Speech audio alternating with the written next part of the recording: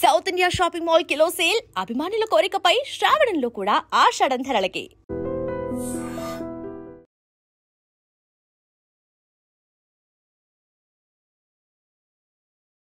మానవత్వం ఉన్న ప్రతి ఒక్కరిని కలిచివేసే సంఘటన ఇది. ఎందుకంటే నేను చెప్పబోయే ఇన్సిడెంట్ కేవలం 13 సంవత్సరాల 8వ తరగతి చదువుతున్న బెంగళూరుకి సంబంధించిన బాలుడు నిశ్చిత్కి సంబంధించి.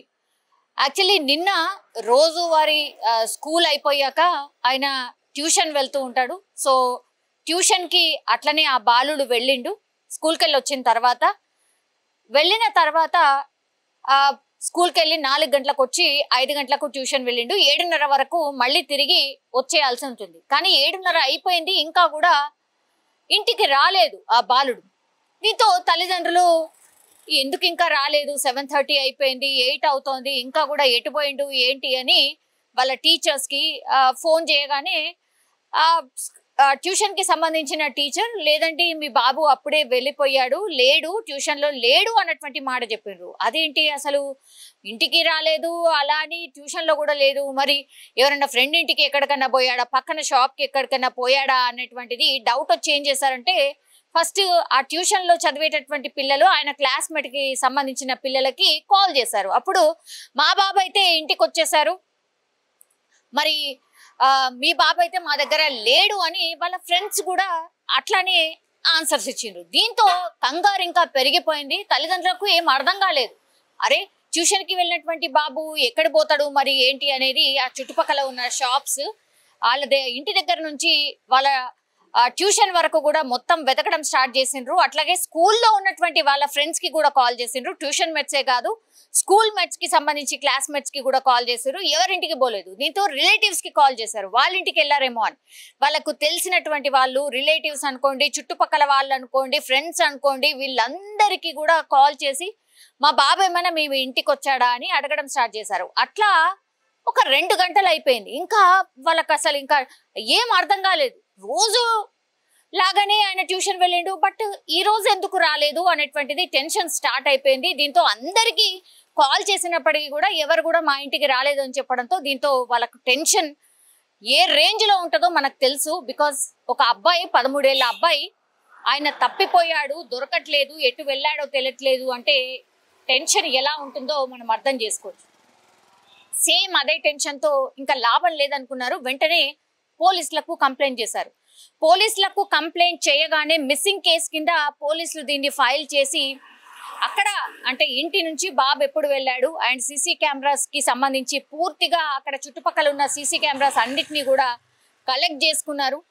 వెతకడం స్టార్ట్ చేశారు. ఆ బాబు ఎటు నుంచి ఎటు వెళ్ళాడు అంటే ట్యూషన్ నుంచి ఆయన బయటకు వెళ్ళాడా, బయటకు వెళ్తే ఎవరైనా వచ్చి తీసుకువెళ్ళారా, ఇవన్నీ విషయాలను రూఢి చేసుకునే ప్రయత్నం చేశారు. దీంతో ఆ బాబు ఎటు నుంచి వెళ్ళాడు అనేది ఒక సీసీ కెమెరాలో కొంతమేర చూశారు. కాబట్టి అక్కడ వెళ్ళి చూడగానే ఒక ప్రాంతంలో బాబు సైకిల్ మాత్రమే దొరికింది. అది కొంత అవుట్స్కర్ట్ ఏరియా అంటారు కదా, అవుట్స్కర్ట్స్ కి సంబంధించిన ఏరియా. అక్కడ ఫ్యామిలీకి సంబంధించిన ఒక గార్డెన్ ఉంటది. గార్డెన్ బయట ఆయన బాబు సైకిల్ కనిపించింది.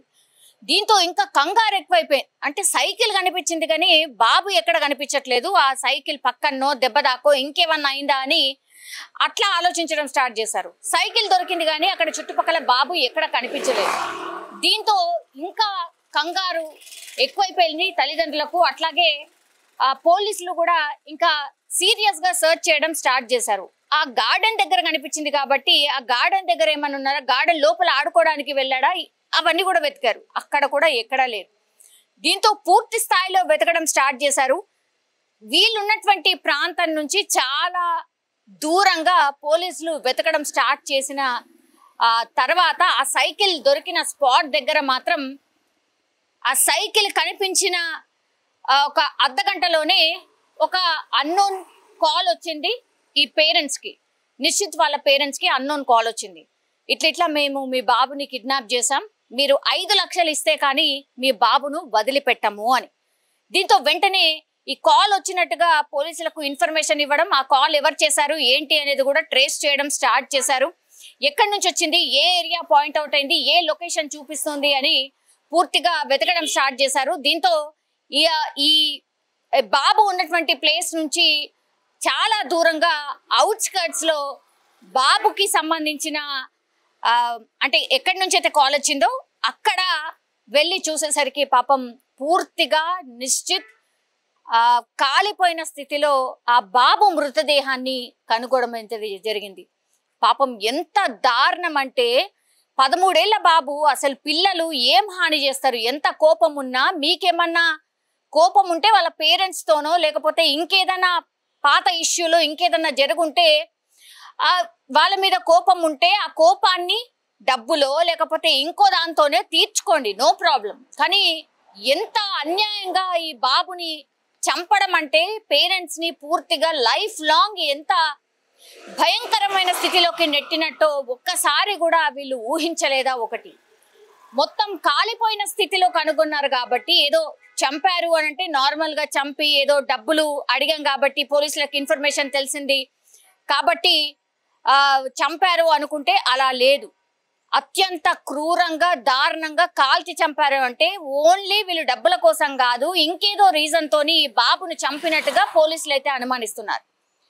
ఆ బాబు కాలిపోయిన స్థితి చూసిన తర్వాత తల్లిదండ్రుల రోదనలు పూర్తి స్థాయిలో అసలు ఎలా ఉంటుందో మనం ఊహించుకోవచ్చు. ఆ కాలనీకి సంబంధించిన వ్యక్తులు ఎవరైతే ఈ ఇన్సిడెంట్ తెలిసిన తర్వాత ఏమి అర్థం కాని పరిస్థితుల్లో వాళ్ళ పేరెంట్సే కాదు అక్కడ చుట్టుపక్కల వాళ్ళ ఫ్రెండ్స్ కావచ్చు, ఇంత పెద్ద ఇన్సిడెంట్ ఎట్లా జరిగింది, అసలు ఏమై ఉంటుందో అర్థం కాని సిచ్యువేషన్ లో ఉన్నారు.